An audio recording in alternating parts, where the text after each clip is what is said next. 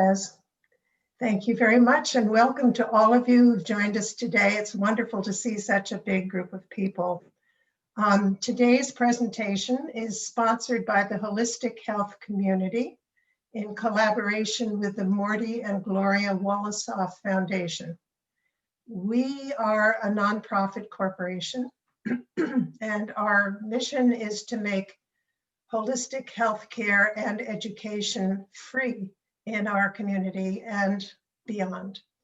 So before COVID, we had healthcare days once a month and self-care classes once a month, where practitioners and teachers offered free sessions, free classes.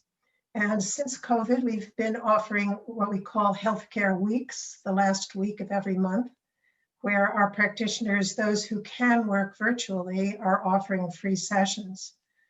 Our next healthcare week starts January 25th, coming up soon. And if you'd like to take advantage of that, please visit us on our website and join our mailing list, and we will let you know about bookings. And our website, it's in the chat, but it's holistichealthcommunity.org. So today it is my great pleasure to introduce our speaker, Eliot Cowan. And Eliot's path as a healer began with a sick goat. As a young man, Eliot lived on a farm, and one of his goats fell seriously ill and was given up as terminally ill by the vet. Eliot was unwilling to accept this death sentence, and so he quickly cured her with herbs. And through this experience, discovered that he had a passion for traditional healing. And from this, through a mysterious and circuitous journey, which he will share with you tonight, he rediscovered a form of healing we call plant spirit medicine, and was initiated as an elder medicine person in the tradition of the indigenous Huichol people of Mexico. Today, Eliot serves his people as a healer, a counselor, a teacher, and a public speaker. He has successfully apprenticed other Westerners as Huichol healers. To those in need of healing, he offers the treasures of plant spirit medicine and Huichol healing. He takes people on pilgrimages so they can receive blessings from sacred sites. And he's also the founder of the Blue Deer Center in Margaretville, New York. And the center is currently open, continues to be open, and it's the home of wisdom teachings and practices of many peoples. He offers there funerary rites, weddings. He teaches plant spirit medicine. He teaches right relationship with totem animals, and he offers counsel to those in need of guidance.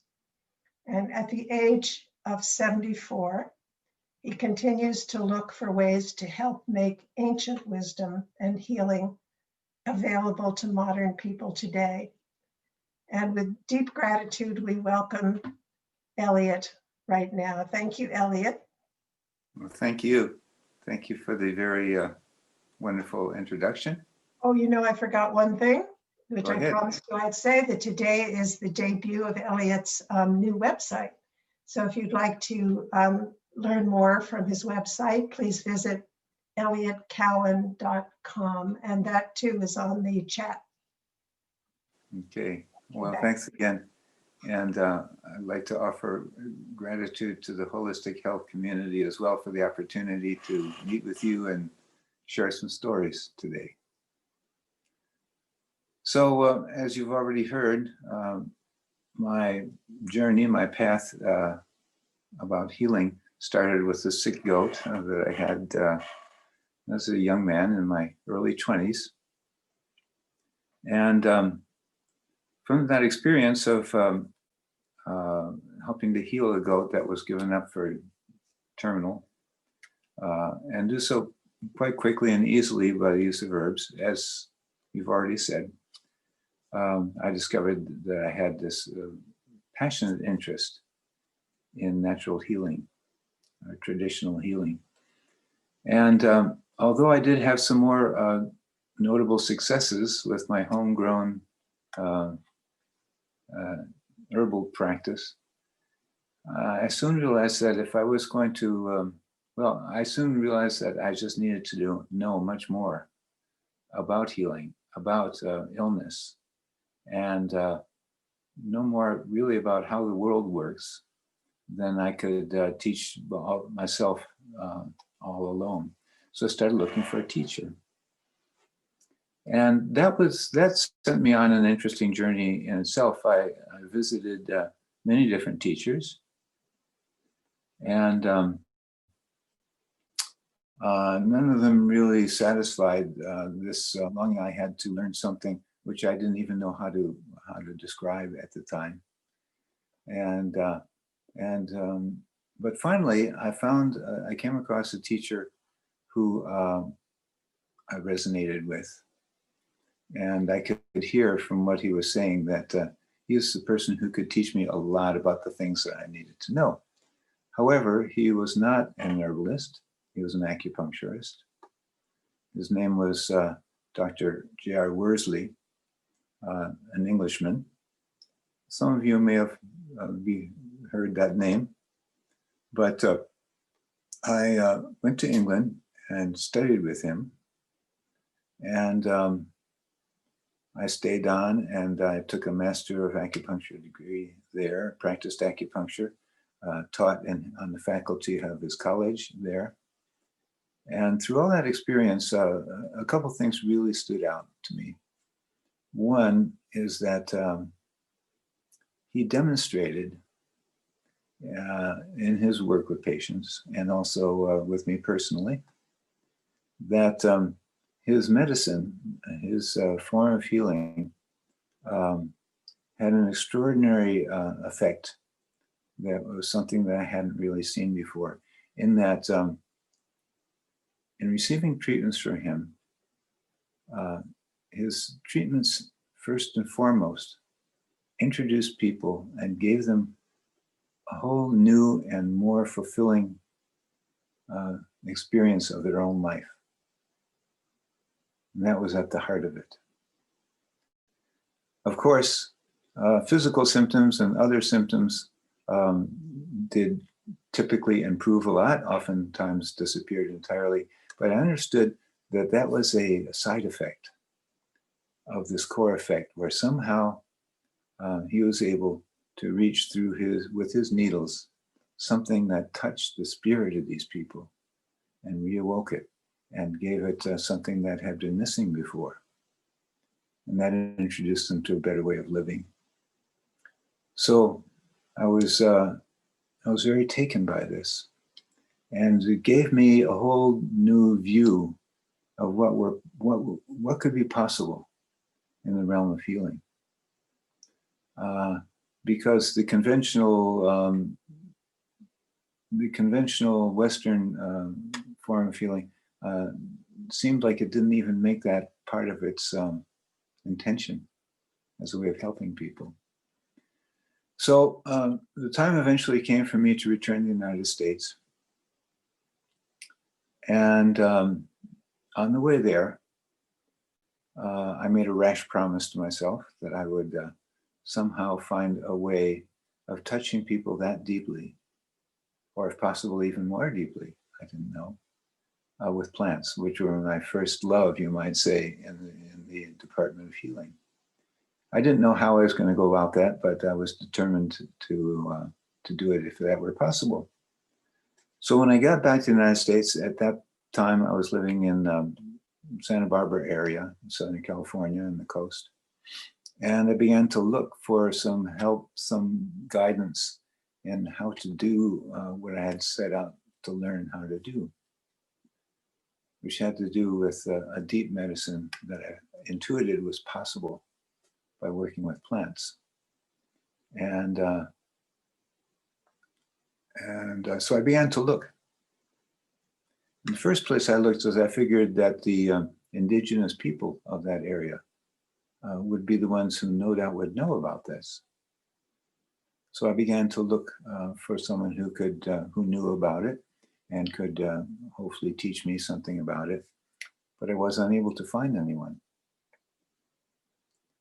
It seemed to me that knowledge seemed to have been lost so far as I could tell for those peoples. So I tried various other ways. I tried looking at books. I tried this and that, and nothing really provided the guidance I was hoping to find until one day a friend of mine. I was very discouraged, and I was almost ready to give up on this task I'd set myself. And a friend said, "Well, he said, don't give up on it." He said, "I think you want to explore something about the shamans because it's said that they know how to talk and listen to the spirits of things. Maybe you can somehow learn how to connect with the spirits of the plants, and maybe they can teach you what you want to know." Well, believe it or not, that made sense to me. So I began to look around, and time came when I was at a workshop in having to do with some shamanistic techniques that were being shared, having to do with learning how to dream, and in dreams find the spirits of, in this case, the task that was set out, which I was very happy to have, was to see if we could somehow in a dream find and interact with a plant spirit. Well, I wasn't even sure really what a plant spirit was, but I took on the assignment, and I want to share with you a little bit about that interaction. So in the dream world, I went looking for a plant that I had used in my hippie farmer days in Vermont to help people with kind of on a first aid basis. And so I went looking for that plant in my dream and found it. Or let's say what I saw was a woman who looked in most respects like an ordinary woman, except for she had a large pair of translucent wings on her back. So I figured this is not an completely ordinary woman. And I felt that this must be the spirit of this plant, which probably many of you are familiar with because it's a very common one. It may grow on your lawn or by the sidewalk or something. It's called plantain. Some of you know it. I see at least one head nodding. And it has wonderful effects on a kind of a first aid basis, many of them. So I greeted this woman, and I gave her thanks for the help that she had given to me and to some of my animals and friends with their health situations. But I said, I want to thank you for that, but I'm here for another reason also, and that is I'd like to know if you have another kind of help to give, because as important as our physical aches and pains and so on are and problematical, I said, in the work I have been doing as a healer in the last 10 years, I've discovered that that's actually not so important, not so much a source of people's distress as the illness or the imbalance that people have in, I didn't know what to call it, but I said in their heart or in their spirit. And I'm wondering if you have medicine for that as well. So she kept silent for quite a while, and she looked at me as if she were checking me out. And apparently at a certain point, she must have decided that I was an okay guy. So she came closer to me and looked at me directly in the eyes, and she said, "Yes, I'll help you with that." She said, "Not only that, but my brothers and sisters, the other plant spirits, will help you also." She said, it makes us happy to hear someone ask for this kind of help again. And it occurred to me, she said, we've been waiting 200 years for somebody to ask us for this kind of help. We're plant people, we've got to wait to be asked. And no one's asked it for about 200 years. And it occurred to me at that point that it was about 200 years before that, that the genocide of the European peoples who had moved in there to that area by that time, that's when it really began. And that's probably why no one had asked for that kind of help any longer. Probably because also the reason I figured why I couldn't find among the indigenous peoples at that time, at least I couldn't, anyone who could teach me about this kind of medicine. But anyway, after that, she started to explain to me what I now would call the deep spirit medicine of that plant, what it was about. One of the things she didn't share with me was how to deliver that medicine to others, but that's something she left for me to work out subsequently. But I did find that her promise was true, that as soon as I could, I went home and I started doing a similar procedure with other plants, just ordinary things growing around me, and found that almost all of them were equally generous, seemed to have equally profound medicine, and were happy to share it with me. So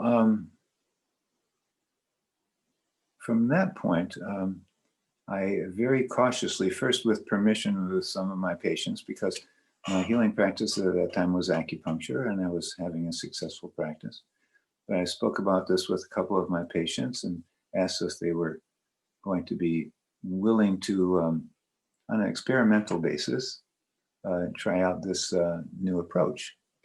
And a couple of them agreed, and so I did try. And I was hoping that this medicine would reach a similar depth of what I'll now call the spirit that I had seen Dr. Worsley demonstrate and that I had learned and practiced for 10 years at that point. Well, I want to say I was not disappointed. In fact, the plants seemed to produce some wonderful, in addition to touching people that deeply, it produced some wonderful effects that the whole thing tended to surpass what I could produce working with my needles, which I had done. And eventually, I set the needles aside and devoted my whole practice to what I now call plant spirit medicine.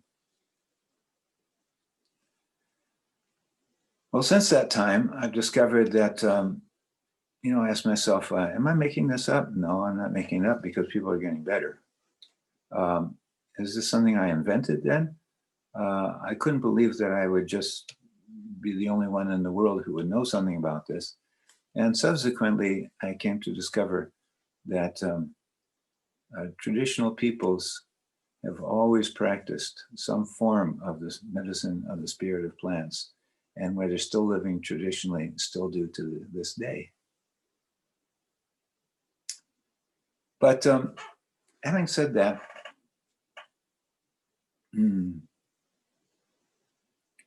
well, let me pause here for a moment to say, after practicing it with very good results for a few years, I began to wonder, well, this can't be just for me and my patients. I'm wondering if it's possible for other people to learn and practice this medicine. So I did another experiment with a few people and found out that yes, other people can learn to do this kind of medicine. And before long, it seemed that a number of people were eager to learn it. And so I began to teach it. And since that time, I started devoting more and more of my time to teaching so that other people could share this wonderful medicine. Now, I want to pause there, though, to talk about the fact that I first began to see and touch on and come into this medicine through a process of dreaming. Now, I'm sure that many of you are aware that among traditional people like indigenous peoples around the world, they tend to hold dreams in very high regard as a source of information and help of various sorts. But in this society tends not to hold dreams in that high regard. Of course, there's some wonderful exceptions to that, but as a culture,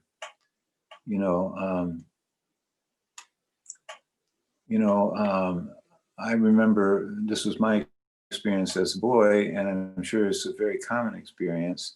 Let's say a child will wake up at the night from a nightmare and be very upset and something like that, and then the mother or father will typically come in and say, "There, it's only a dream. It doesn't really happen. It's not real." And maybe cuddle the child again, and so forth, which is a very kind and caring thing to do. But there's a teaching in it, and the teaching is that dreams aren't real, and are at very least, they're not as real as waking life. Okay, so come back out of the dream, come back to real life, and nobody's after you. Nobody's, the big bad wolf isn't after you, whatever it is, and that kind of teaching develops into a kind of attitude that we learn first from our parents, typically, and after that is reinforced over and over and over again in different ways by the society we live in. So I find that through that kind of teaching and learning that we learn from our parents, our families, and our society, there's something of it that convinces us that dreams aren't real, or if they are real, they're less real than waking experience. So I'm just going to ask you who are here listening and watching, can you locate any part of your being that holds that belief that waking experience is more real as compared to dream experience? I can't see you well. Maybe I could if let me try this. No, it didn't work. Okay, so share screen, maybe this one.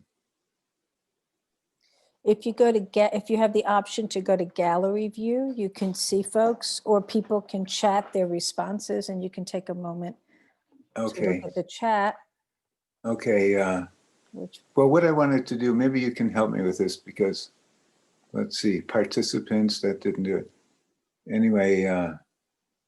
So people are saying yes to your response. I also think maybe, do you have gallery view? Yeah, but you have to do it on your own device. It won't help you if I do it. Well, but if you do it, and I'll ask people if there's anything in you that feels like, yeah, it seems that really, I hear this a lot from adults. I had this dream last night, and but in real life, that didn't happen. Or in real life, it's like this. It just comes out of your mouth, right? And it shows that you've learned that teaching in some part of you. So maybe let's try this. If you look in yourself and you see that there's some part of you that really holds that as being true, just raise your hand and you can tell me how many hands are raised. Okay? Okay, and I could read you what some people are writing. Okay, that's good. Okay, so as we look at hands being raised, people saying, yes, dreams are very true to me. Dreams are our teachers in so many ways. I also relate dreams to my quote unquote real life. I feel dreams are a window to receive messages from my guides. From conditioning, I honor and respect the truth and reality of my dreams. So that's just a few there's more that have come in. Precognitive dreams have shown me otherwise. Yeah, so people are definitely resonating with that question and feeling that Okay. dreams are very much alive. Uh-huh. Yeah. Okay, well, that's actually a remarkable set of responses, and um, I guess I shouldn't be surprised because this is a group of people with you know experiences and interests that are not not all what do you call it um, mainstream. Okay, because I find that there is something in many people. I think most people of our culture um, that, that feels that waking experience is more real. And I was going to challenge that and have a little fun with that, but apparently you're not giving me the chance to do so because I'm preaching to the choir, I guess. Okay. Wait, Danny said something. Can you read that? Yes. So Danny says, there's a tension for me. Training as a counselor has my mind framing them one way, and yet personally, I believe there is more meaning maybe in there. Yeah. Okay. There was a very strong conditioning to try to forget dreams. Uh-huh. For 20 years or more, I have had the same recurring dream. I'm frustrated that nowhere have I found a way to interpret it. And a number of people have raised their hands, just so you know, Elliot. We don't have to go to Q&A now, but I just wanted you to be aware. Uh-huh. Okay. Okay. Okay, well, before I think I'm going to move on with this now because it's turning out differently than I expected, but that's good. But I just want to pose this question once more. If there's anybody who finds something in them that says, well, yeah, obviously, waking experience is real in a way that dreams aren't, because, and then they oftentimes will bring some evidence to support that. So, is there anybody in the our in this event right now who can locate anything like that in yourself? Yes, I resonate with that. That was Linda. Yes. Okay, Megan's, yes. Tina, Megan, yes, of course, there's still a strong belief about this being true. Please repeat the question. Okay. All right, well, let's do this. Let me just pause on this before we go on.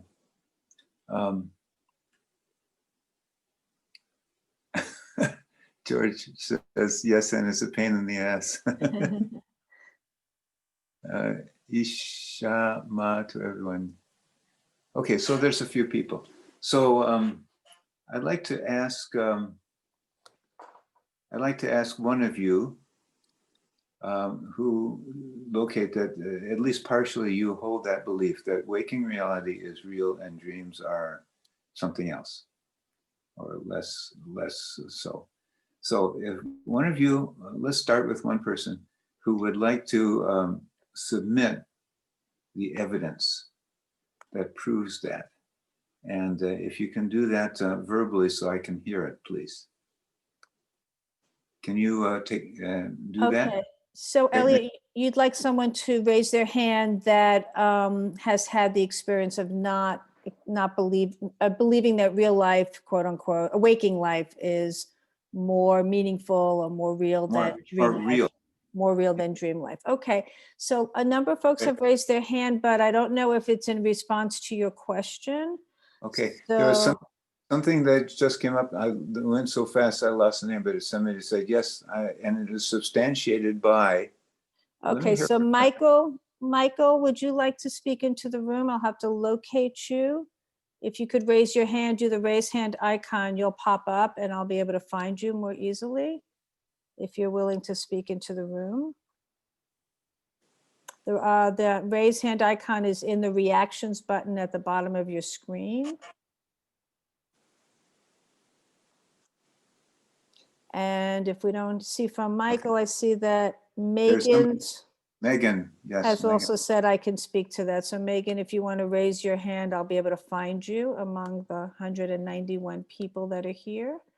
Okay, Megan's here. I'm going to ask you to unmute Megan. Where did she go? Megan, had her a second ago. Hold on. We've lost Megan too, huh? What's Megan? Megan, if you want to raise your hand again, it won't allow me. Yeah, because I have to give you an invitation. Please raise your hand again and I will ask you to unmute.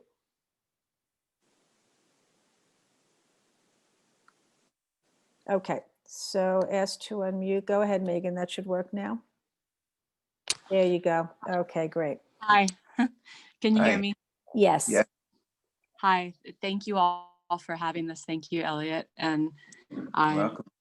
it's fun to be here with everyone. And I just want to say my experience saying reality is maybe greater or more real than dreams is that I often wake up relieved that the experience I just had was only a dream, that I got to leave it, when I woke up. So that's kind of, I feel like that's reiterating what you are saying. Uh-huh. Okay. So, yeah, I can certainly relate to that experience myself. But let me point out this, or let me ask this, I should say. The fact that in a given moment, your waking experience is more pleasant, let's say, than your dream experience. Does that necessarily prove that the dream experience was unreal? No, I think it's just that sometimes if I'm having a quote unquote bad dream or something scary, and then I wake up and that kind of tension isn't there, that's why I'm relieved. And Right. then in the same regard, I mean, I would love to feel like it's real, because some of the other way, like I'll have a dream where I'm flying, or gravity is not part of it, and then that makes me feel like I wish I could kind of call on that at will when I am awake. Uh-huh. Okay, good, thank you. Mm-hmm. I found Michael, if you'd like to hear from him. All right, Michael. Okay, I'm going to ask you to unmute. Go ahead, Michael. We have to have you unmute. There you go. Are we good? Yes. Hi, Elliot. Cece. Hi. I'm the one that posed it. It's so good to see you. You too. So what I find is that sometimes I'm actually surprised that I wake up and I'm still in the same bedroom that I have all the time. Yeah. But I'm always still in bed. And I think that because my dreams can be so many different places, that's what substantiates for me that dreams aren't as real as reality, even though I believe that, but there is this still part of me that says, woke up in the same bed day after day after day. So this must be more real. That's what catches me. Because the dream world is so more malleable and free in some ways. So that's, yeah. So let me ask you this. Have you ever had a dream when you're something along this line? You're coming home after work, let's say, and you see your house and you recognize it as the house that you lived in for 20 years or something, or where you were brought up or something like that. And there is this sense of familiarity based on the fact that, of course, this is my house. I've been living here for 40 years. And you have that experience. Huh? Okay. Mm-hmm. And then you wake up and of course you find yourself in the house that you're living in the waking world. Okay. So, but what I'm trying to point out to is what you're talking about. I wake up and I'm in the same bed that I went to bed in last night. And not only that, I can say that I bought this bed 10 years ago at such and such a place, and so on and so forth. But what you're talking about when you say that is this sense of repetitiveness and sense of repetition. And that feels real to you. Okay? Feels real to you in your dream, and it feels real to you when you wake up. Yes. Yes. So the question one is, how can you say that one of them is more real than the other? Right. Because, okay, you have this house that you're living in now, I'm assuming, or apartment, or wherever you live, TP or whatever, and you have the experience that you've lived here for X number of years. Okay, now you go to sleep and it's gone, right? Now you have an experience of living someplace else. And then you wake up and that's gone. Yeah. So what you're talking about is the experience of repetition, but who can say which of them is real if either one of them is? I agree. And I've often had dreams where there's a very strong emotion in my Yeah. dream. I wake up with that emotion 10 times stronger. It takes me sometimes all day to process Yeah. the emotion. Yeah. Yeah. Okay. All right.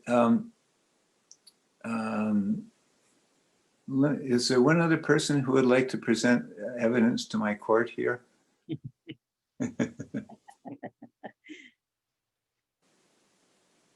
No? Let's see. Do you want to pose the question again? People are saying of what? Okay. The question is, I'm inviting anybody here to provide evidence that waking life or waking experience is more real than dream experience. Okay, Renee, did you want to speak to that? If so, raise your hand, please.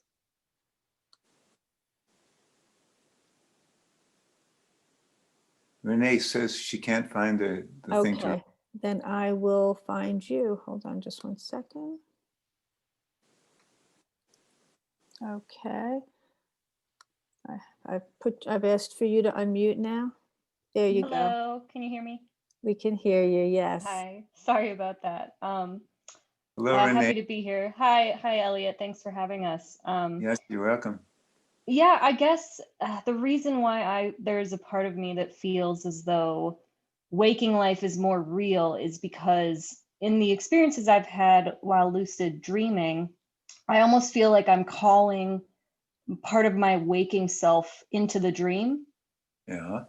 And I haven't had that type of experience reversed. I haven't been in the waking life and felt like I'm calling my dream self into waking life. So for whatever reason, that feels like the waking self is like the standard or the more consistent throughout my experiences. Uh-huh. Okay. That's so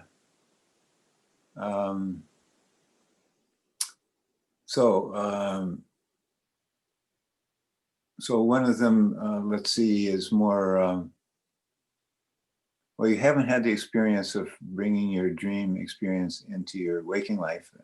I think that's what you said. Yeah. And on the other hand, it's gone the other way very frequently. Right. Okay, so that's an interesting thing, but I'm going to say, as the judge here, it's not evidence that one is more real than the other. It just means that one of them you have experience with and you haven't, and that could be countered by. I'm sure there's people here, including myself, and there's probably others, who do have the experience and can have the experience of bringing their dream experience into waking life. And so I'm going to pause there now with this and with this trial. I have so much fun with this one, you know.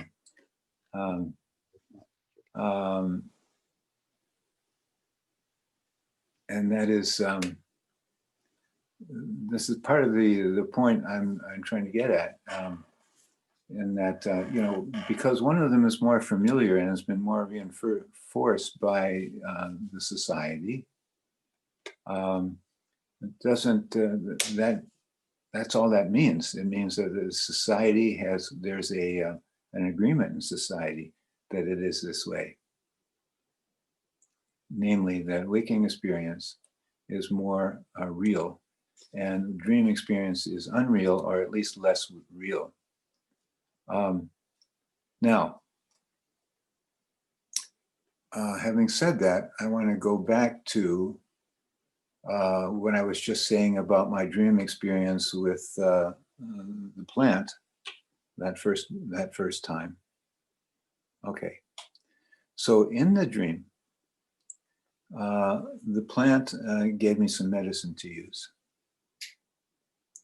And I say she because it appeared as a woman, gave me very detailed instructions about the nature of the medicine, how to use it, what effect it would bring about, and so on and so forth.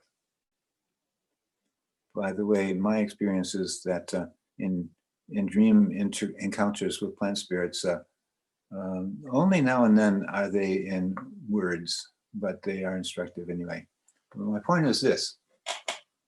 So I was given medicine in the dream and told how to use it. And what I discovered is that in working with a person who it seemed like, oh, this person obviously needs this particular medicine, that what I was called upon to do was to, you can call it in memory or whatever you want to call it, but enter back into that experience that I had in the dream. Let's call it the feeling of it. Reconnect with the feeling of that medicine. And then ask that the plant bring the patient into that medicine dream. Having and I wouldn't say recorded it, but recreated it, but remembered it, entered into it in myself in a feeling way. Now here's the kicker to this. It worked. And it provided exactly what it was promised to me to provide in the dream. So, is the dream unreal? It creates reliably concrete effects in the waking world. So if you're looking at effects in the waking world as a measure of what's real and what's not, you have to say, that's real.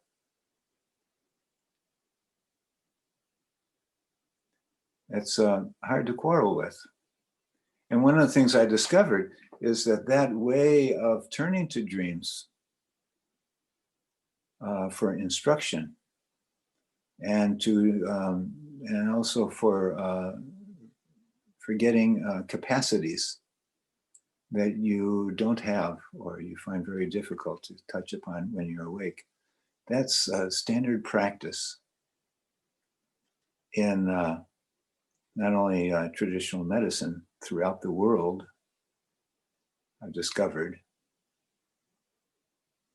You know, in my book, I tell this little story, which I wasn't going to tell today, but it's perfect right now, so I'll just mention. So there's this person I know, not well, but an acquaintance, who went to the Amazon and he wanted to learn something about the Amazonian medicine. And he went along with a shaman, a medicine person there, who was gathering, I forget, he went off on some journey for something or other. But along the way, my friend, who was an American, asked him to point out the different medicine plants along the way and what they're good for. And so the shaman agreed, and he pointed out to this plant, and he says, well, that's that good for, and so forth. And he had his notebook with him, and he was writing down, you know, what he was told. And the guy asked him why he was doing that. He said, well, because that way I can remember what you're telling me, and I can use those plants myself. And the guy couldn't believe it. He started laughing. And then eventually when they got back, he called around all of his wives and the people in the village, and he said, you know what this guy is doing?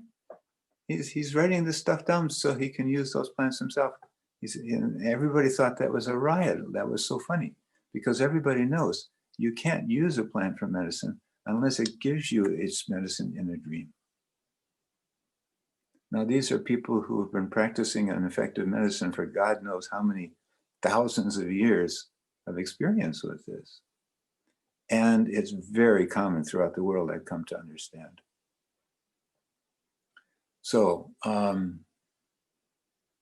now, actually, if you think about it for a moment, this is not so bizarre or out of you know, out of our ordinary day-to-day presence, day-to-day experience, because just ordinary people, without, you know, you don't have to be a shaman, you don't have to be anybody particular, but just about everybody. I like to ask these questions about. I would do it here in the room if I could see how many people raise their hands, but let's just do it this way. I'll say, how many people can remember ever in their life having a dream that later came to pass in waking reality? So raise your hand, your physical hand. Everybody look around the room, see how many hands are up. Anybody want to give me an estimate of what percentage of people raised their hands just now? Because I can't see you. More than 50. More than 50%.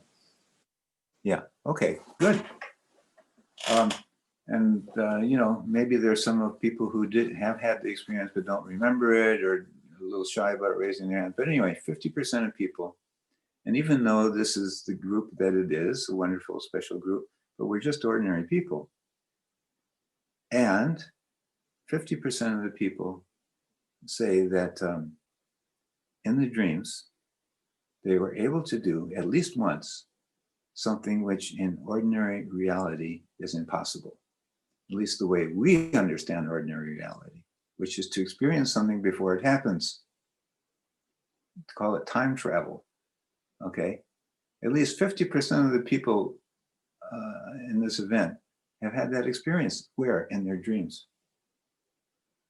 There are some people who have that capacity in waking, in waking time, but much more rare. But I find that, well, in our experience here is at least 50% of the people can do that in their dreams, something that probably you can't do when you're awake. Okay. So how many people here, let's do it this way. How many, raise your hand if you've ever had a dream in which you had some sort of exchange or experience with a being that you can say in waking reality doesn't exist. Okay, this could be like a fairy or a gnome or a dead person or an unborn person or a talking animal or anything like that. Okay, somebody give me an estimate of what percentage of the people raise their hand. Quite well. Let's see, I'm on page 3. First 2 pages, a lot of hands up. Yep, there's a lot of hands up on this one. Yeah. Yeah. Okay. Yeah, again, I find that I suspect that everybody at least sometimes has this experience. I can't prove that, but I'll tell you, I've asked these questions to many groups of people for many years, and it's really, really common. Okay, so one more question like this. You're going to get a kick out of this one. How many people have a dream that takes place somewhere other than the bed that they were lying down in when they went to sleep that night? So let's try everybody hitting the reaction button. We'll actually get a number if you click on the reaction. Let's see how that looks.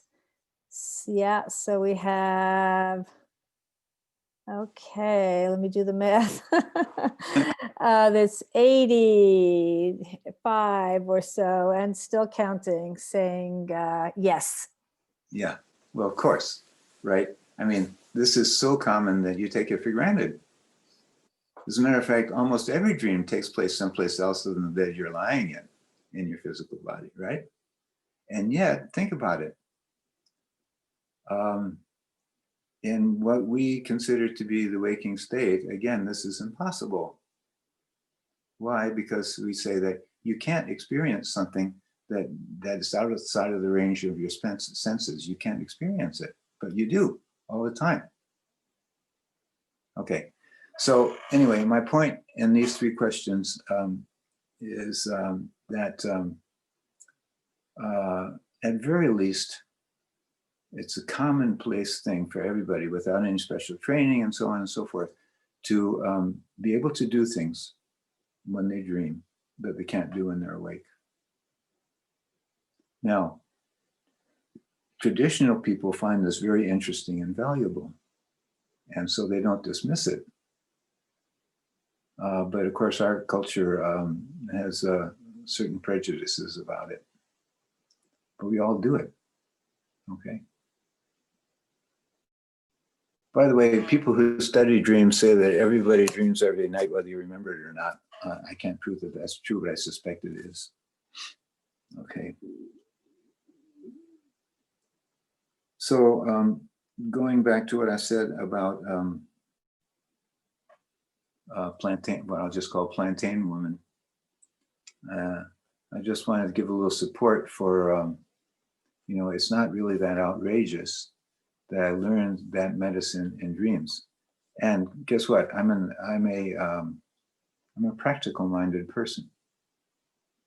So, having tried it out in my practice, if it didn't deliver what was promised, I just sort of said, well, I guess I you know, I hit a clinker or something like that, or at least, you know, it was imaginary or something. But no, you know, by now, having offered this medicine to thousands of people and taught hundreds of others to do it, find out it works. So,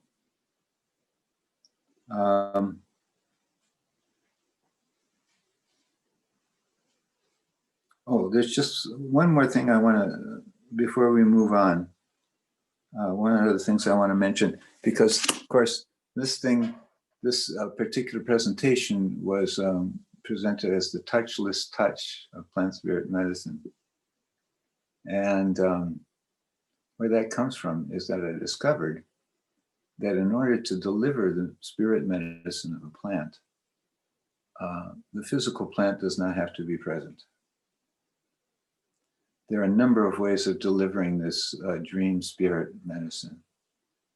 And the one that I've used now, and I've used for many years now, is simply to, you know, having first put myself into the dream of the medicine of the plant, I ask the plant to bring that through my hands. I briefly put my hand on the person and they get it, unmistakably. Now, that's not the only way to do it. You can use the physical plant, you can, a number of things you can do. But I find that one not only convenient, but it works very well.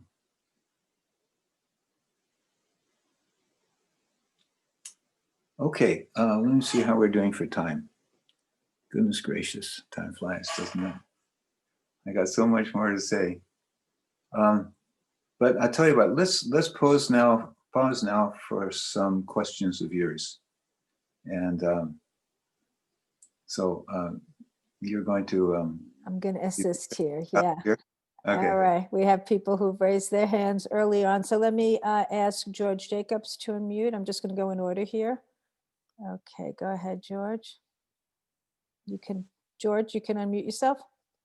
There you go. Yeah, I put up my hand for a previous question, but Okay. I've certainly had some transformational, overused word, experiences with dreams that just were in themselves medicine for me. Yes. And I have tried to contact plants in my dreams. I haven't been successful with that to this point. I have a very close relationship with some plants I believe in. So we'll see what happens. Yeah. Well, I can make a suggestion. I don't know if you've seen or come across my book. Yes, No? I've read Yes, it. yeah. Yeah. Okay. Well, there is a section on there that makes a suggestion of how to go about dreaming with plants. And if you haven't tried it, give it a try. Yeah, I have given it a try. It's Uh, been a decade or so, or two maybe, since I tried. So uh-huh. this is Well, re-inspiring me. yeah, give it. Yeah. Well, why don't you go back to it? Yeah, thank you. Yeah, you're welcome. Okay, we'll go to Talia. I'm going to ask you to unmute.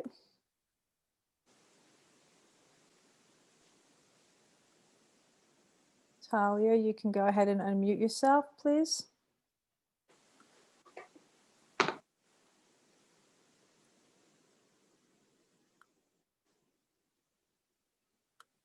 Hi, Okay, sorry, I think my hand's just been up from a long time ago. that's okay. So just to say, if your hand's been up from a long time ago and it's no longer relevant, please lower your hand and we can get to fresh questions. But go ahead, Talia. No, I don't have one for now. I'm good. Thank you. I got it lowered. Okay. Great. So Elliot, you want to take a few more now or? Yeah, let's take one or two more and then we'll move on. Okay, so yeah, so if your hand was up from a while ago, I'm going to ask you to lower your hand, please, just so we could keep it fresh. Let me see. I don't know if I'm pronouncing this name right. Is it Janet Locke or there's a G before that?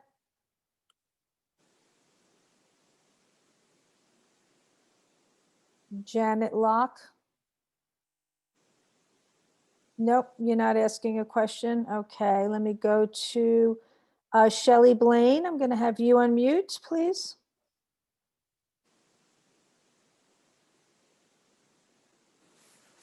Shelley Blaine, go ahead and unmute yourself.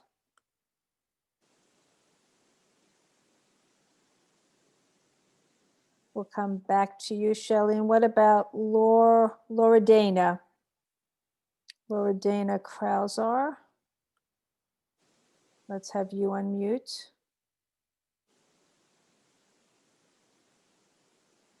Okay. So I'm not sure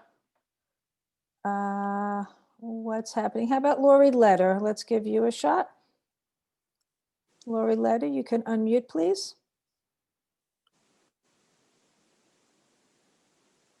Let me see the chat and why people are having difficulty.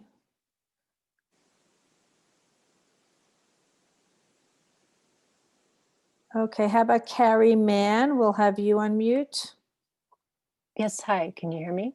Okay, and who's this, please? Oh, that's Carrie. Okay, This yep. is Carrie. Great, thank you. Hi, Elliot. Hi. I am curious about a recurring theme in a dream as in terms of a sort of natural element, natural occurrence, like a nature occurrence having to do with waves and the ocean. What is the significance if you have, a recurring theme over years, and how do you interpret that? Yeah, well, of course, to really get into it in a fruitful way, I have to know much more than we could go into right now. But in general ways, one thing when you have a recurring dream, well, I would say it this way, that in some ways, it's trying to bring something to your attention that needs your attention. Now, this can be a number of things. One of them could be, let's say, it can relate to something unresolved and problematical in your life that maybe you haven't given the attention to that it really needs. So it keeps on coming back, coming back, coming back. On a more cheerful note, sometimes it could be a kind of invitation. For example, if your recurring dream, as you said, either takes place in or near the ocean, it could be a kind of an invitation from the ocean, which is considered to be a very great sacred site, that it may have something for you in the way of a gift or a blessing, and may need your well-guided approach and request in order to receive that. But in any case, themes that keep coming back in the dreams, one way or another. And of course, there's many ways of working with dreams and many ways of interpreting. But certainly from my perspective, recurring dreams indicate, again, something that needs attention and resolution. And it's not always, it can be something that is not working well in your life, but you haven't really faced up very well. Or it can be something, some sort of engagement or blessing that's waiting for you, and you're being reminded in this way. So I think that's about all I can say in a general way. In some forms of medicine, hearing particularly about recurring dreams can be a very helpful aid to making the diagnosis of whatever, of whatever needs attention in order to help with whatever problems or conditions the person is presenting. But so I would say, if this is something that's been going on for a long time for you, if you haven't already, I would suggest that you consult with somebody who is proficient in working with dreams in a healing way, and see what comes of that. Okay. I wish I could just give you a very pat interpretation, but without knowing much more about you and your life and so forth, and hearing some detailed accounts of your dreams, I would just be guessing. But I appreciate your question. Okay, good. So I'll tell you what, let's do this. I'm looking at the clock and I'm finding to my amazement that we're about halfway through already. Goodness gracious. I made myself some cue cards here and I'm not even done with the first one. Anyway, but let's take a 5-minute break for a bio break. So if you need to get a drink of water or get rid of some water or something like that, take a little time or just stretch a little bit, and we'll come back in 5 minutes and carry on, okay? Please return at 3:12. Thank you.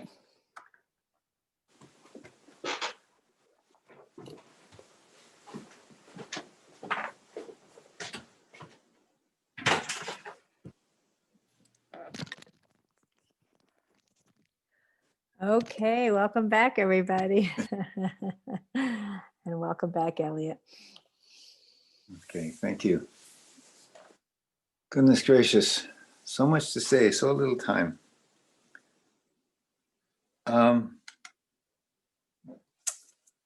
Okay, before we leave that whole conversation we got into when I was talking about the experience with that first experience of mine touching on plant spirit medicine, I want to say this, that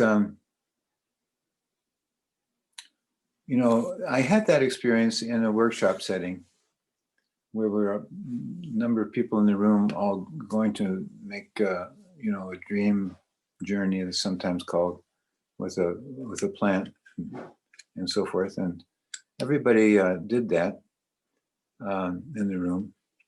But looking back on it, I can see that for me, that was a kind of a watershed moment that led to my rediscovery of a whole form of ancient and powerful form of medicine that I call plant spirit medicine.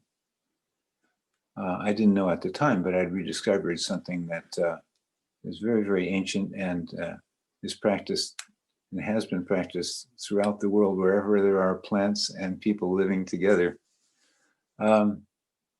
but for the other people, it was like, oh, that's interesting. What are we going to do next? Now, the difference, I think, is not that I'm particularly gifted or brilliant or anything like that, but rather I was fortunate in that my experience with Worsley and acupuncture in that form of what I'm going to call spirit medicine had taught me and brought me into a different way of seeing and understanding the world, sometimes called a worldview. You know, what is the world made of? How does it work? And what does that have to do with healing and so forth? And you see, the thing that was important and beneficial for me in that was that I was trained and experienced in a way of seeing and understanding the world that the plant spirits found like very congenial. They could get along and you could say converse, although these things don't always happen in words, in a way that was very fluid because, well, they sort of said in a certain way that that the standard view of modern people today the standard view of people today was what's the word I want?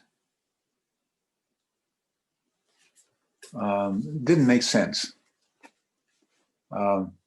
because it didn't include anything about the spirit, and it was because what I'm going to say, this society's sort of agreed upon worldview is dualistic.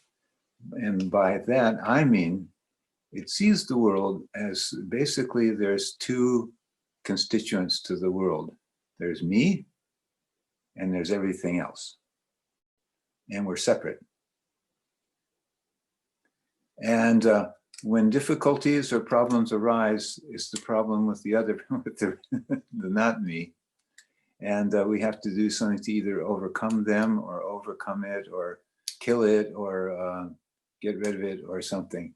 So it leads to a lot of dualistic behavior,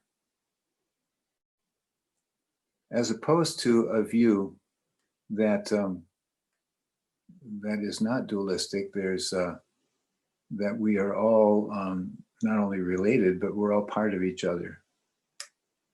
We're all part of nature.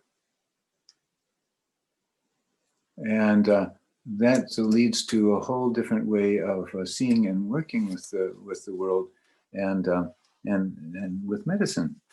So I'm going to give you a make-believe example of this. So it's comes in two segments.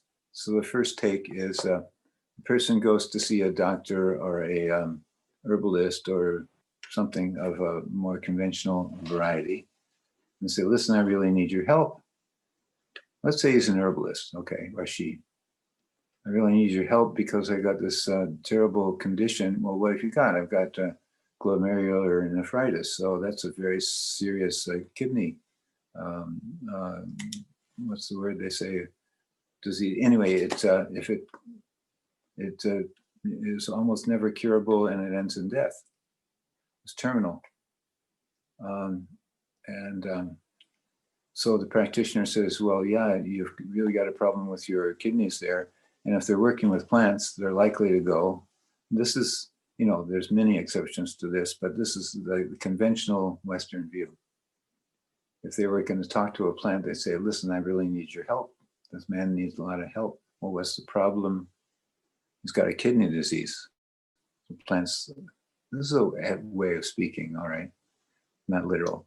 I'm going to say kidney disease. Huh, kidneys. What do I know about kidneys? I don't have any kidneys.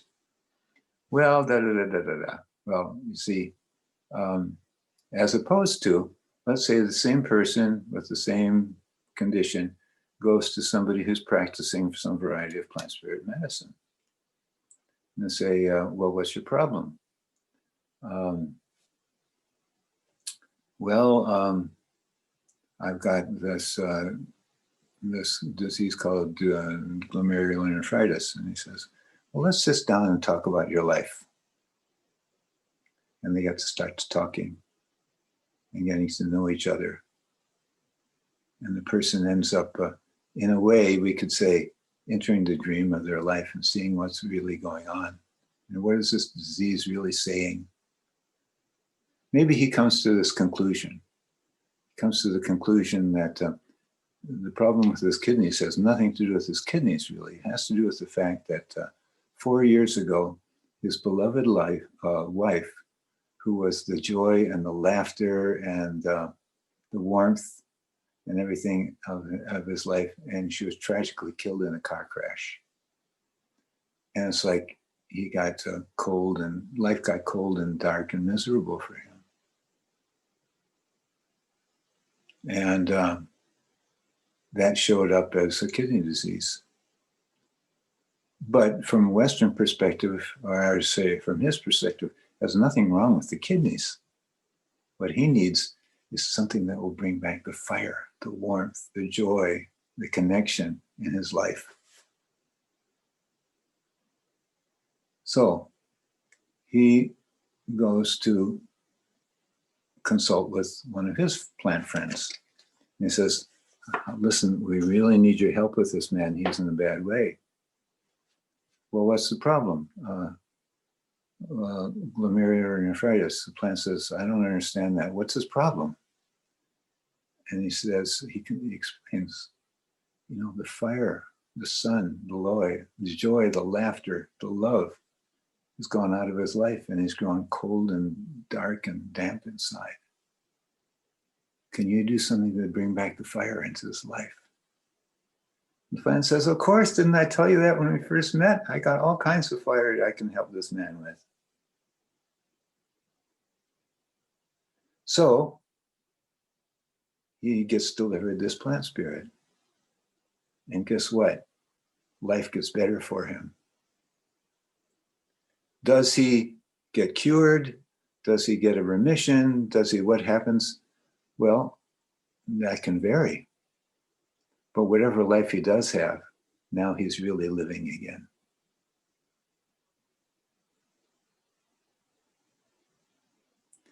Now, I think if I were going to draw a moral out of this story, I would put it this way, that,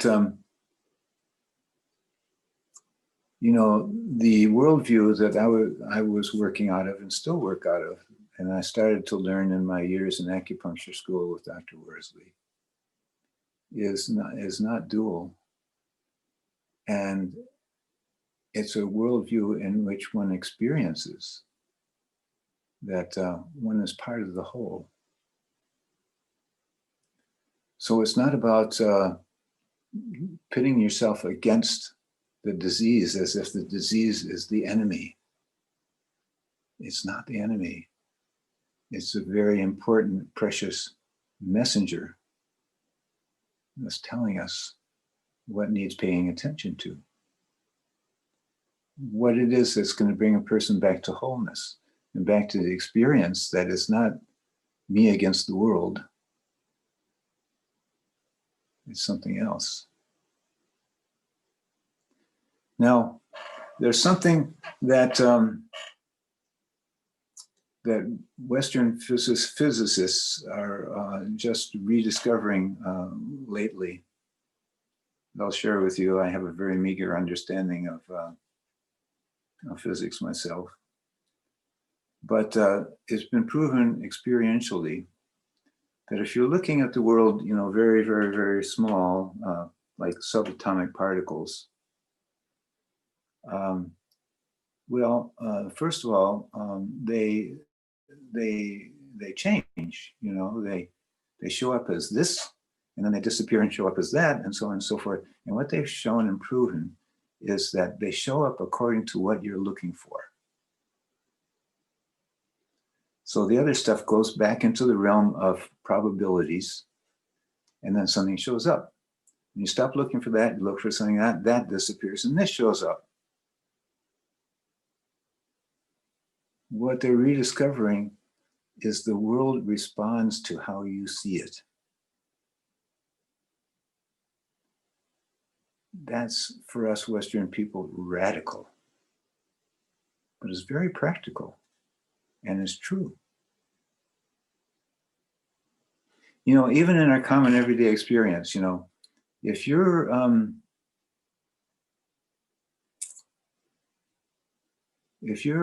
relating to a person in a way that you're, oh, this makes me think of another story I'll tell you in a minute. If you're relating to a person in terms of, this is a very angry person, and I'm related to him as an angry, or her as an angry person, and I've got to do something about that because I don't like being shouted at, or this or that or the other thing.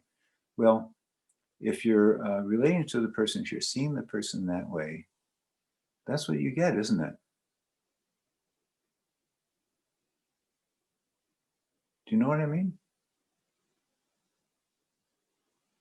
If you're relating to the person as being they are anger or angry, what you get is they respond to you in an angry way.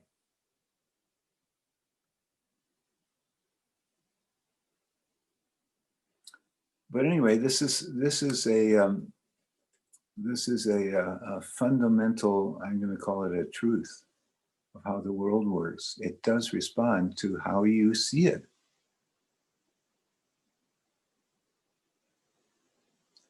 So, you know, there's different ways of seeing the world. Different peoples have very different ways of seeing the world. And each one of those ways produces from the world responses that are unique responses. Opens up certain possibilities, closes down others.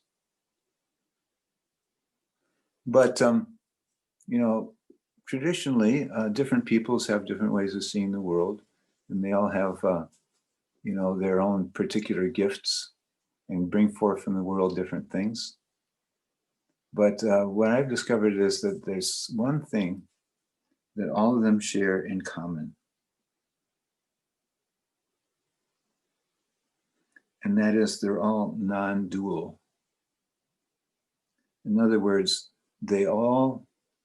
people who are living out of traditional worldviews are living in a world in which they see and experience the world, the whole world.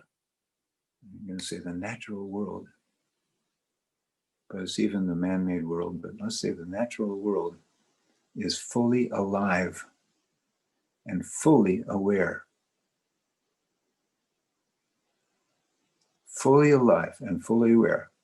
Every pebble that you kicked on the way to here today was fully alive and fully aware, with an awareness that far surpasses probably your own or my own.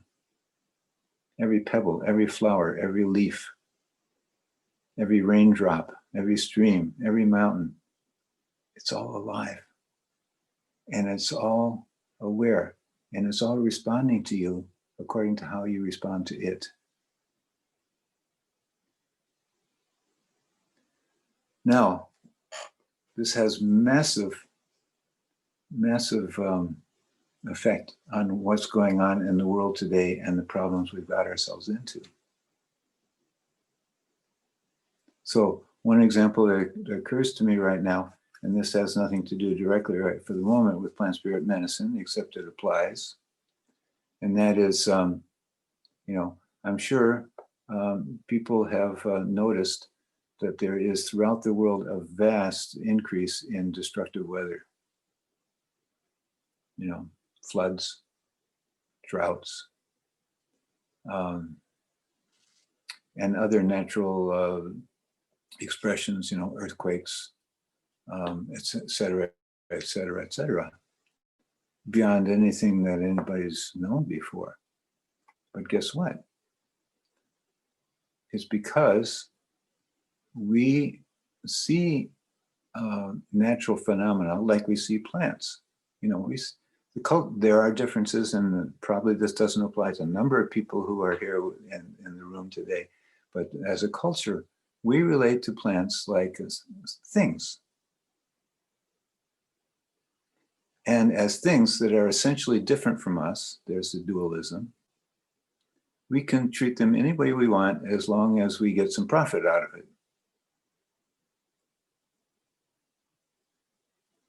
And that translates into destruction of forests. It translates into all kinds of responses from the world. But this applies to healing too. Or here's another example of this that comes to mind now. So one time, this several years ago now, I was sitting around a fire chatting with some people, and somebody came and joined the group as a man I'd never met before. And he started to tell the following story. He said, the other day, I was staying at my friend's house near here, blah, blah, blah, blah. And I was reading, I had this very fragile, delicate, priceless scripture. I've forgotten now what it was connected with. I think it was Buddhist, but I can't swear that my memory is accurate. Anyway, he was in the backyard of his friend reading this book, priceless, irreplaceable book, very rare, etc. And he realized that he had an engagement in town that was pressing and he was late for. So he set the book down on the armrest of the chair he was sitting in. He got in his car and he drove into town. So he got into town, and all of a sudden, out of nowhere, there was this big black storm clouds blowing in on a storm. And he knew what was going to come next. It was going to pour. And he said, somehow, he recalled something I was talking about on another time. I think he was probably in the audience of a talk I was giving. Anyway, I didn't know him personally. But anyway, he said, well, maybe Elliot's got something there. Maybe the world is not just antagonistic, or at least, uninterested in me or in us, human beings. So I'm going to try something. And so he paused and he started praying to the rain, started praying to the storm. And he explained the nature of this precious spiritual manuscript that he was reading. And it was so precious and irreplaceable. And he asked that please let it be spared. So he got into his car and he drove to his friend's house, which was, 30 or 45 minute drive. And he got there and the storm had already passed over, and he went into the backyard where he left his book, and everything was soaked except the book. It was completely dry.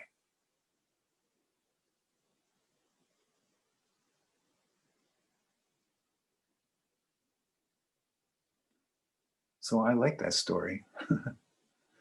But, getting back to medicine now for a moment, and whether it's plant medicine or any other kind of medicine, all kinds of things are possible that are not possible as long as you firmly hold to the way of viewing the world that our society teaches is the way. It's the one true way, and everything else is superstition or wishful thinking or something like that. But with a different way of seeing the world does respond to you in a different way. So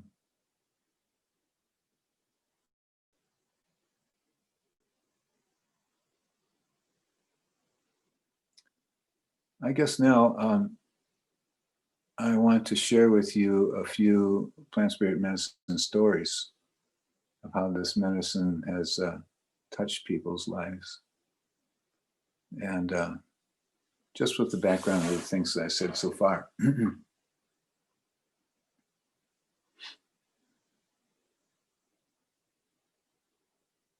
Gosh, there's so many stories I could tell.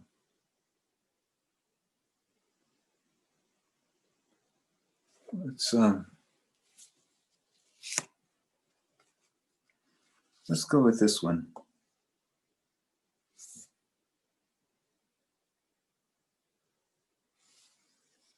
Okay, this is a story of an artist, not an old man, a middle-aged man,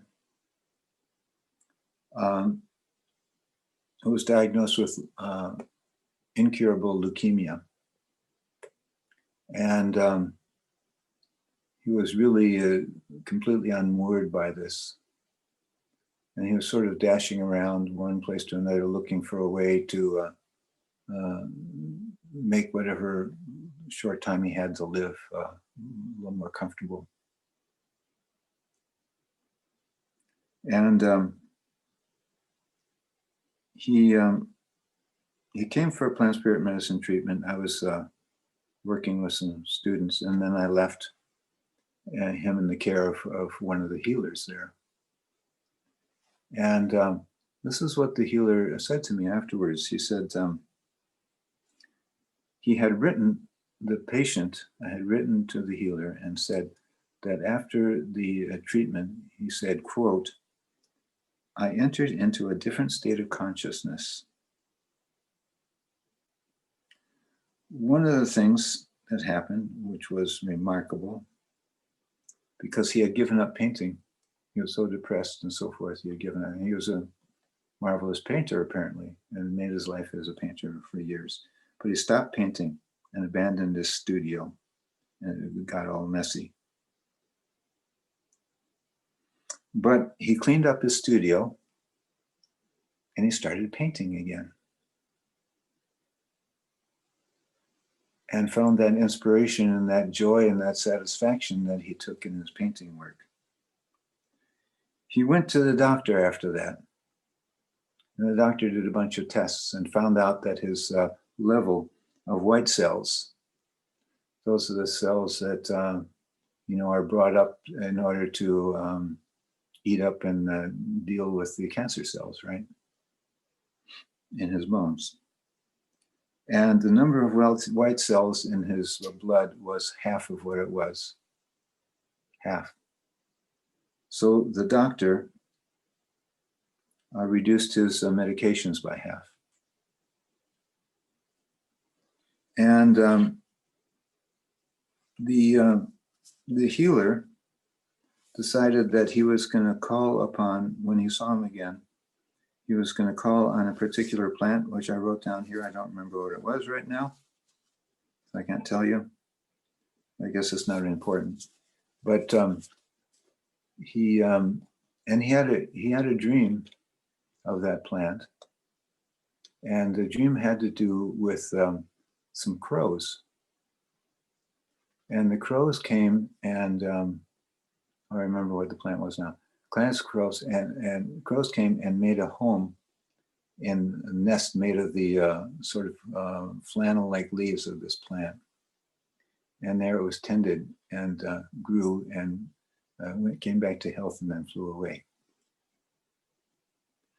So the patient came back and reported all this, that he had been in this new state of consciousness, that he had visited some rocks that he had visited with his parents when he was a young boy, and that had spoken to him and that were important to him. He went and visited them again. And he also said that he had these dreams and memories of a crow. And the crow was injured, and he tended it, made a nest for it, and tended it in his home until it was well again, and then it flew away. Now, I love that story. It's a beautiful story. And the fact, after that, I lost track of him. I don't know what became of him, how long he might have lived or what. I have no idea. But I'll say this, the very fact that he cleaned up his studio and started painting again says to me that that man was healed. Why do I say that? Because he was living again. Before he wasn't living, he was dying. And his body responded too. started to create the conditions that, well, maybe a total reversal is possible. I don't know what happened. But, you know, without I'm going to call it a worldview that includes the spirit, none of this is possible. You know, the drugs he was taking weren't helping him. Nothing was helping him. But he came back to life. And how long he lived, he lived.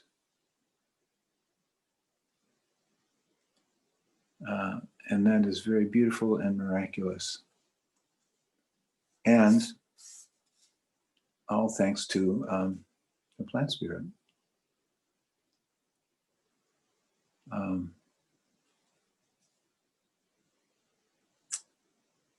Okay. You probably see me checking the clock here all the time because you know, we've gone on long and it's supposed to be 2 hours that we're here. So I'm going to tell you one last story, and then we'll probably have some time for some questions after that.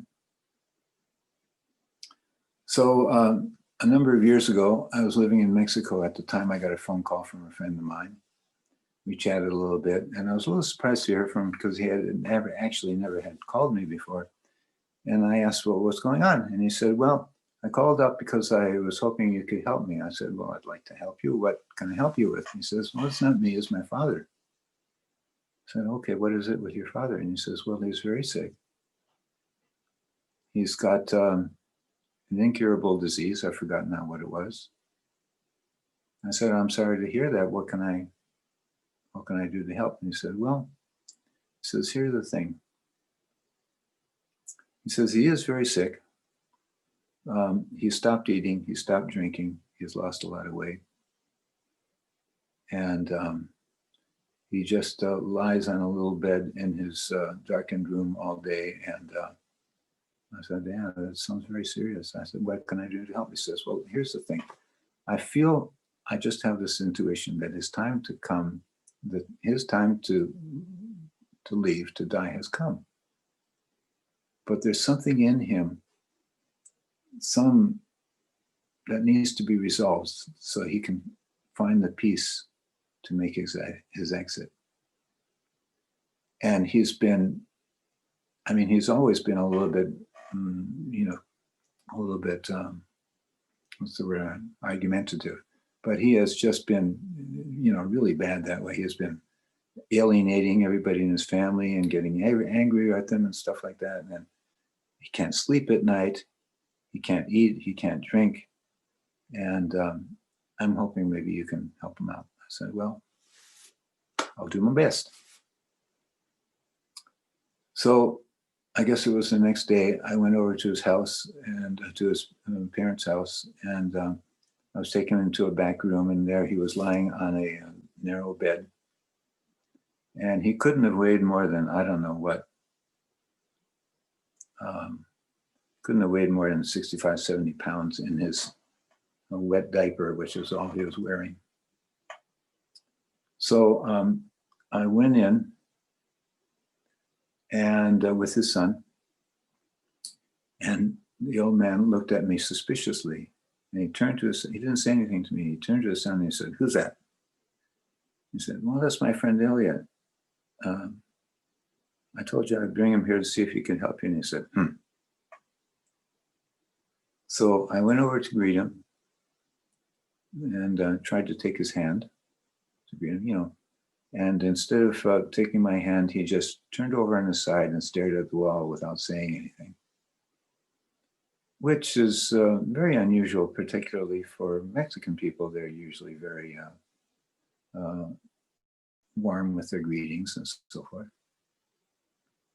So it was clear that a bedside manner wasn't going to get me anywhere with this old man. So I just paused for a moment, and what I did was I felt his, what we call the Chinese pulses. This is something that helps with diagnosis that we use a lot in my form of plant spirit medicine. there's 12 different pulses, and when you read them well, you can tell a lot about what's going on with the person. So I did that. And I found that his son's intuition was quite right. Now, what I mean by that is this, that one of the teachings of that form of medicine is that all of us, whether we are men or women, we have something of the masculine and something of the feminine in us. You know, the masculine part is more like the go-getter, bring home the bacon, do kind of energy. And the women's is more about creativity and nurture and nourishment. We all need to have both of those things in us, otherwise we perish. And I found that the two of them, instead of supporting each other, were fighting. And that inner fight was expressed in his, angry berating of everybody in his family, pissing everybody off, and also unable to sleep at night, unable to drink or eat or anything like that. So I paused and asked myself, of my various plant allies, is there one who could possibly bring those two back together again? I said, yes, there is. So without saying anything, I asked that medicine to come through my hands, which I placed on his chest. And immediately something interesting happened. He fell asleep. Remember, he was unable to sleep for I don't know how many days. So after a while, I just tiptoed out of the room. And the next day, or perhaps it was the day after, I called his son and to ask how he was doing. And he said, well, my father, after you left, slept for 3 hours.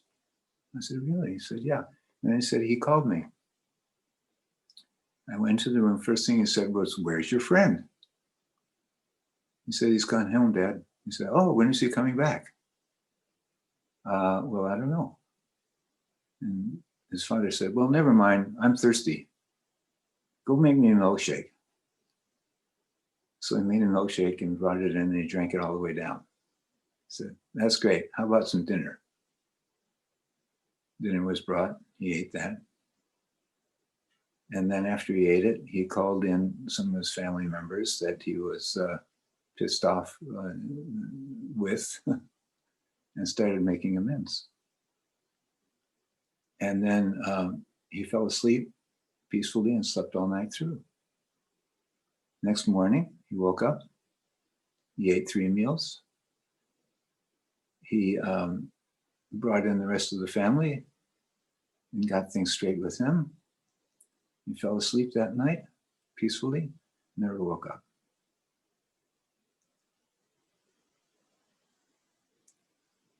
Now, in a lot of places, a story of healing that ends with the death of the patient is considered a failure, but that was one of the most beautiful successes, in my opinion.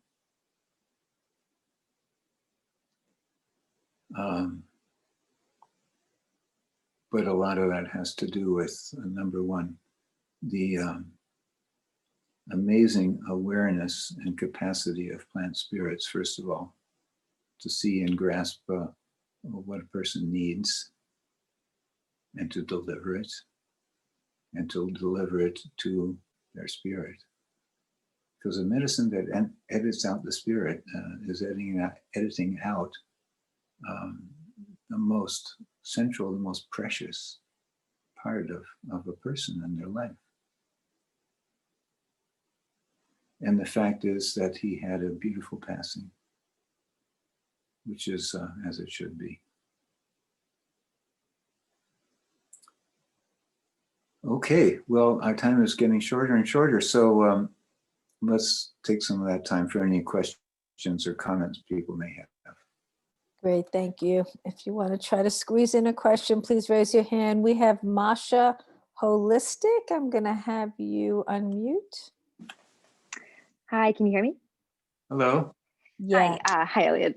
Hi. I'm feeling really inspired by all your stories, and I'm fairly new to this. But my question is, do you have to know all of the plants to deliver the right medicine to heal someone? Well, the answer is no. You don't have to. Well, it's practically impossible to know all the plants, anyways, Mhm. especially up here. But most people find that you do need to have some number of plants. But the thing is that something I haven't mentioned before, but it needs mentioning now, is that what is central to this kind of medicine is the relationship between the healer and the plant. And a given plant will not give the same medicine to two different people necessarily. Mhm. So actually the number of plants that you need to know and so forth, that depends on what the plants give you. Some people need a lot of plants. Some people don't need as many, according to what the plants have to offer them. Okay. You know, when I tell that last story that I just told, which I've told before to other groups, usually the first question is, what did you give the old man? What plant? Right. And I have to say, well, I'm not going to tell you, and I'll tell you why I'm not, because I want to point you to, it's about relationship. It's not about what somebody else has been given by a certain plant. Yeah. Mhm. That's the strongest medicine that comes out of your own relationship to it. Mhm. I Okay. hope that makes sense to you. Thank you. Okay, you're welcome. Let's go to CWB. Please unmute yourself.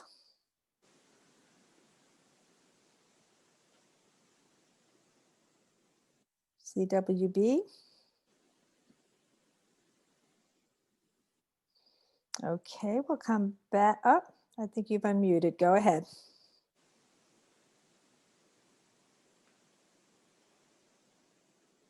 CWB. We're not hearing you. Okay, we're going to move on to Eshma. Going to have you unmute. Eshma. There's a lot of, hold on, Eshma. There's a lot of feedback, I think, on yours. Hello? Let's see. Go ahead and speak. I'm not sure. There was a lot of feedback. Let's see if it's still there. Can you hear us? Mm, Go ahead. Hello? Hello? Can you? Hello? Yeah, go ahead. Go ahead and ask your question. Okay, yeah. I was just curious if you've known plant spirit medicine to help with mental health issues. Yes, Yes. that's an easy question to answer. One syllable. I would never make a claim with mental illness or any other particular symptom that, it is always, 100% whatever, but I've certainly seen some wonderful, wonderful effects. And I'll also mention one other thing. Sometimes symptoms disappear entirely. Sometimes they get better. Sometimes person will have a, what do you call it, when they're better for a long time, and sometimes they don't. Mm-hmm. But even when they don't, it's very rare that the person doesn't have a better life, that they're better in themselves. I would say their spirits are better. Yeah. That's almost always true, which is a very precious thing. But symptomatic relief, yes, that happens as well. Thank you. You're welcome. Let's go to Audrey Locke next. You can unmute, please. Let's try it again. Hi, There you thanks. go. Hi. Yep. Okay, hi. So I am really drawn to plant spirit medicine. It's like something that calls me more than anything I can think of. I'm an herbalist and I've had some plants come to me in dreams, like back in the 80s. And for some reason, Asian healers come to me in my dreams. I don't know why. They're very strict, but they care about me. And I'm wondering if you could speak about the benefit I might get from plant spirit medicine training versus if I just tried to dabble and do things by myself. What can your tradition offer? Yeah, well, I find with plant spirit medicine, like almost anything else, a good teacher is a great benefit.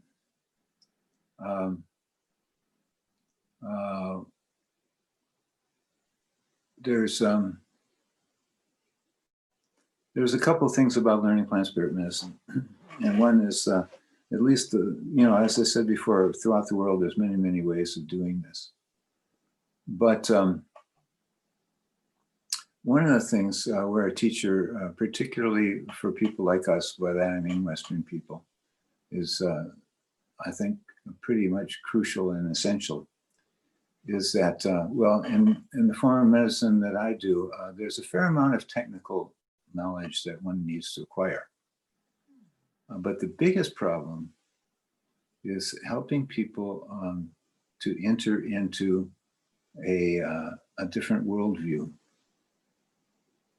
It's like if you go back to my story about the person going to the plant and saying, "Can you give me something to help with this particular symptom?" The plant says, "I don't know what the heck you're talking about. I don't see things that way." But the thing about the worldview is it's not a theory, it's not a set of beliefs, it's not anything like that. It's something that's got to live. You got to see the world, you got to experience the world that way. And particularly for Western people like ourselves, some help is needed, so I would recommend it.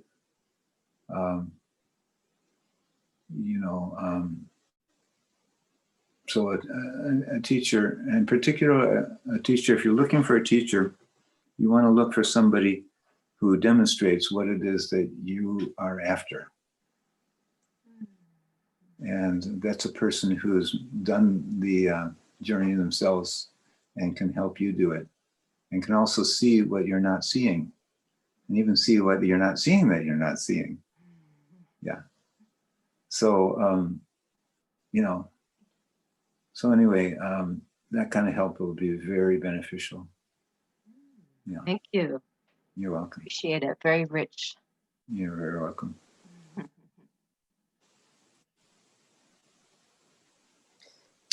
So Elliot, we're at 3:58. Okay. Did you want to take one more question, or should we wrap it up now? Well, let's take one more and then we can wrap it up if there is a hot one out there. That's hard to tell. I'm just going by the order, but let's go to Mary Mike. You may unmute. Okay. Try it again. All right, There you yep. go. Are we good? We're good. Hello, Mary. Hey, hi.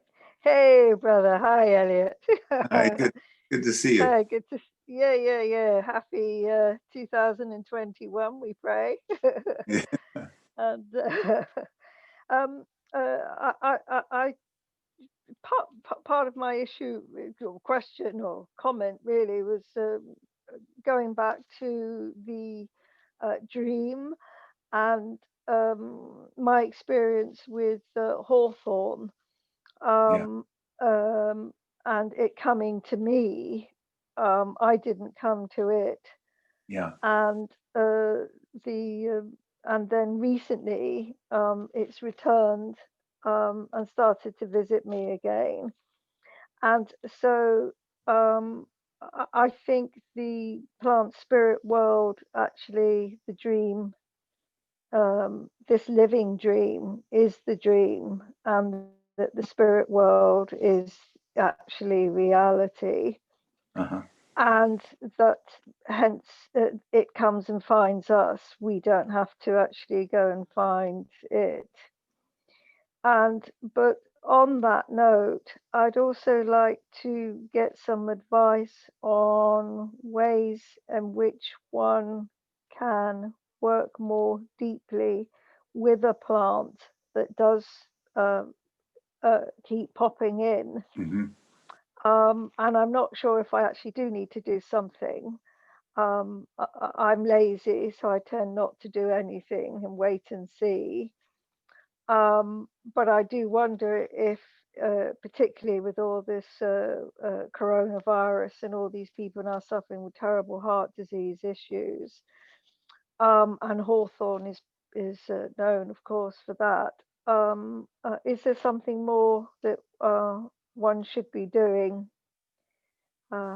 I should be doing, that is, with the hawthorn plant spirit, or just allow it to work through of its own volition.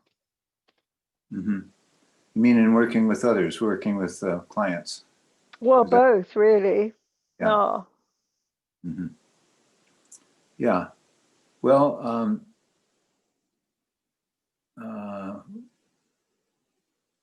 Well, first of all, in working, trying to work with yourself and working with clients is quite a different thing. So I'm going to speak more right now about working with other people. And that is, I would suggest that you continue engaging that hawthorn spirit and express your interest and your openness and your desire to learn more in order to be helpful for others. And I would advise that's a much more fruitful way to proceed than waiting for it to come to you. okay. The plant spirits and plant spirits in general they're interested in a two-way relationship. Mm-hmm. So I would suggest don't be passive particularly. Okay. Yeah. All right. Thank you. Okay, you're so Thanks. welcome. Yeah. Nice to see you. Bless you. Good to see you. Thanks for coming. Must be really late where you are. It's not too bad actually. It's getting on to night time, but late evening. Yeah. Yeah. Okay. Yeah. Yeah. Okay, well, I want to thank all of you who are here and those of you who have left already, and also the holistic health community. That's what it's called, right? Yes. I hope I got that right. Yes. Thank you for inviting me and supporting this, and I hope you've enjoyed it and been touched by it in some good way. Well, on behalf of the holistic health community, Elliot, I want to thank you for your wonderful presentation. We hope to have you come back again sometime. I'd be very happy to. Okay. Bye-bye, everybody. Bye-bye. And the recording for this will be available on the HHC website. Have a blessed evening, everybody. Thank you for joining us. Thank you.